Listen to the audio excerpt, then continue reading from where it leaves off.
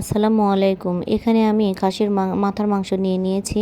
১ cup পেঁয়াজ কুচি, ২ table চামচ আদা বাটা, রসুন বাটা, মরিচ গুঁড়া, হলুদ গুঁড়া, জিরা গুঁড়া, ধনিয়া গুঁড়া, তেজপাতা, এলাচ, দারচিনি, ২ টেবিল চামচ লবণ ও ৩ টেবিল চামচ তেল দিয়ে এটাকে মেখে ঢেকে চুলায় দিয়ে দেব এবং সুন্দর করে কষিয়ে নেব।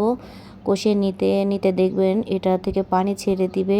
এই গায়ের পানিটাই আমি শুকিয়ে আসা পর্যন্ত অপেক্ষা করব। মাংস থেকে ওঠা পানিটা শুকিয়ে এসেছে। এখন আমি কুসুম গরম পানি দিয়ে দেব ৪ কাপ। ৪ কাপ পানি দিয়ে আমি এটাকে ঢেকে দেব।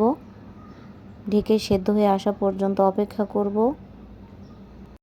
ঢেকে রান্না করব ২০ মিনিট। ২০ মিনিট পরে ফিরে আসছি। দেখুন এটা সেদ্ধ হয়ে গেছে এবং এটাতে ভাজা জিরার গুঁড়া দিয়ে লবণ চেক করে নামিয়ে নেব।